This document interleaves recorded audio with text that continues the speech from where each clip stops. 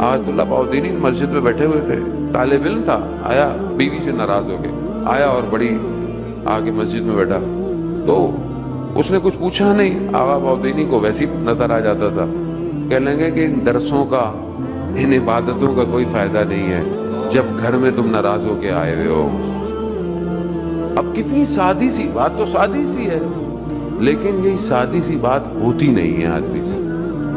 رجب علی خیاط شخص کہتا ہے کہ میں انہیں لے کے جا رہا تھا درس پہ، میری ڈیوٹی ہوتی تھی، میں نے کہا میرا بیٹا بہت، میری بیوی شدید علیل ہے، بہت بیمار ہے، ڈاکٹروں کی سمجھ میں نہیں آ رہا کیا بیماری ہے، کیا ہے۔ تو انہوں نے کہا کہ ڈاکٹروں کی دوا سے کچھ نہیں ہو سکتا۔ تو کہا کچھ تو آپ کریں، کہہ رہے دعا سے بھی کچھ نہیں ہوگا۔ کہا کیوں؟ کہا اس نے تمہاری غیر موجودگی میں تمہارے بچے کو، اس کا بھی بچہ ہے لیکن اسے بہت غلط طریقے سے مارا، اس بچے کی آہ نے تمہاری بیوی کو بیمار کر دیا ہے، کیا کروں؟ کہا بچے کو کچھ کھلونے دو، چھوٹا بچہ ہے، کھلونے دو، چیزیں دو، پھر اس کو ماں کے پاس لے کے جاؤ۔ ہمیں پتہ ہی نہیں ہے ہماری پکڑ کہاں ہے زندگی میں،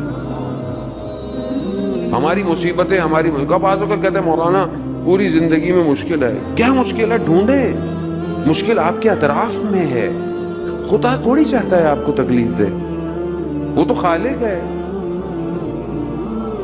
اس نے تو کہا کہ میں نے پوری دنیا کو تمہارے لیے بنایا ہے مگر تمہیں اپنے لیے بنایا ہے۔